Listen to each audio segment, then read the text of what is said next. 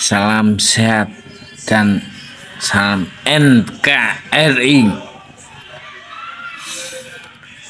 Untuk pade-pade, bude-bude, mas-mase, mbak-mbak dan lain sebagainya. Hidup bukan siapa yang terbaik, tapi siapa yang berbuat baik. Jadi teruslah menjadi baik, meskipun tidak dianggap baik oleh orang.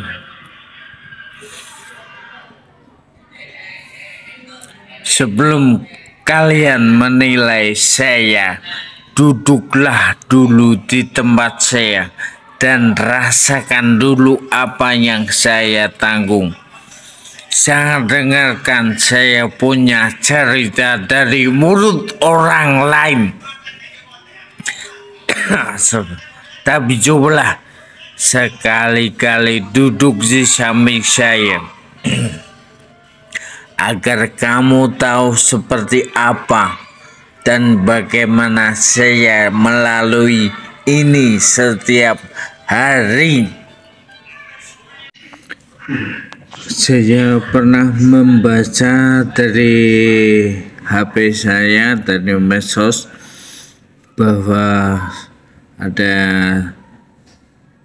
hadis, mungkin ini hadis riwayat, barang siapa yang ingin doanya terkabul saat sedih dan susah, maka hendaklah memperbanyak berdoa pada saat lapang. Dari hadis riwayat Tirmizi.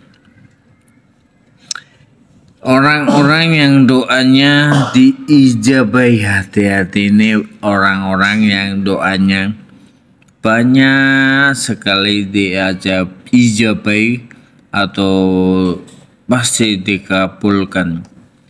Yang pertama yaitu adalah orang-orang yang pasti ini, yang terzolimi atau dizolimi. Yang kedua, doa yang banyak diijabahi yang kedua adalah doa dari orang puasa. Jadi yang sering puasa itu luar biasa biasanya doanya. Yang ketiga, yang tidak pernah dilupakan oleh semuanya harusnya, yang ketiga adalah doa orang tua terhadap anak. Jadi berbaik-baiklah, jangan lupa dengan orang tuanya, selalu minta doa kepada orang tuanya masing-masing. Jangan dengarkan itu. Yang keempat, seorang anak kepada orang tua. Yang kelima, ya ini ya, yang banyak terjadi di instansi di kehidupan sekarang itu adalah, kan bingung ini pasti terjadi. Yang kelima adalah seorang pemimpin yang adil.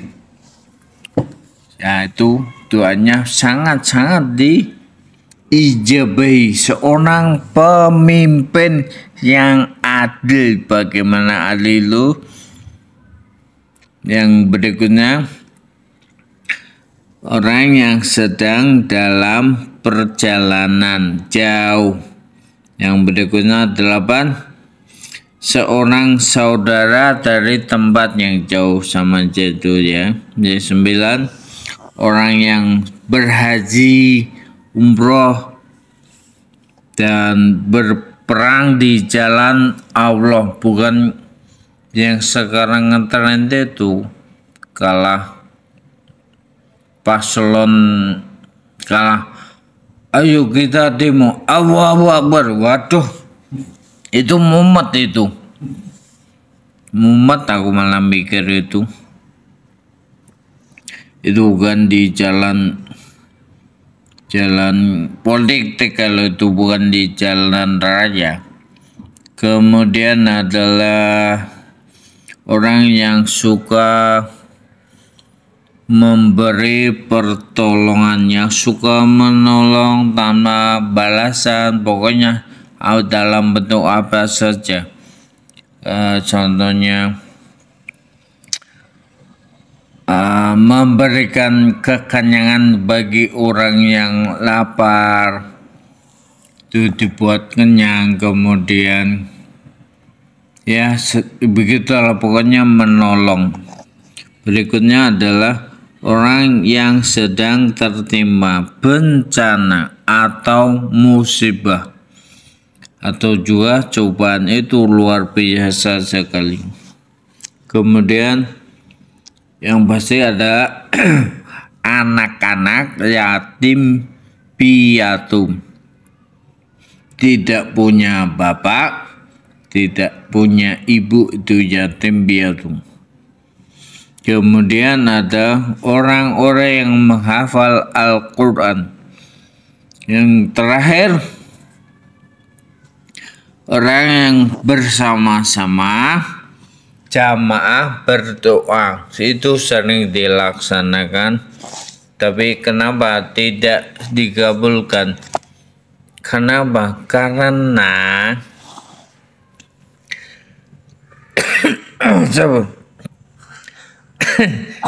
yang dianggap baik untukmu belum tentu terbaik.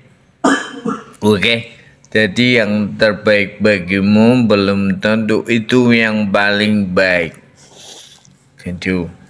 Doa harusnya kalau bersama-sama, harusnya dalam hati yang bersama-sama itu bukan pemaksaan untuk bersama-sama, tapi yang ikhlas melaksanakan. Lah kalau yang terjadi rata-rata di instansi mewajibkan, dan kalau tidak bersama-sama akan mendapatkan sanksi. Ini namanya memaksa. Jadi ikhlasnya di hati, yang intinya ada yang penting aku ketok, yang penting aku ada, kelihatan. Nah, itu Gusti Allah siapa? Pimpinan atau siapa saya juga tidak tahu. Nah, itulah kenapa banyak instansi, terutama yang di bidang pendidikan itu banyak sekali yang ini yang itu, lomba ini lomba itu, gagal, nesu bose pimpinan marah-marah. Lebih itu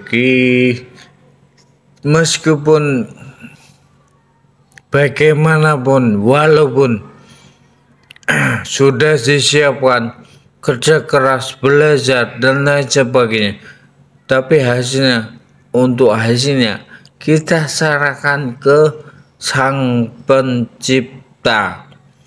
Dengan apa? Dengan kita berdoa dan ikhlas di hati, bukan dipaksa untuk berdoa. Ya, segala sesuatu kalau terpaksa itu tidak bagus. Itu tanya saya, itu manusia biasa yang hanya sekedar, nah intinya ya beginilah intinya. Jadi kemampuan agama saya kan juga baru belajar, mungkin ada yang lebih baik lagi, gitu ya. Itu pesan. Keputusan semuanya di Sang Pencipta, tapi kalau berdoa dihidupkan ikhlasnya, bukan diwajibkan diwajibkan atau dipaksa. Oke. Assalamualaikum warahmatullahi wabarakatuh.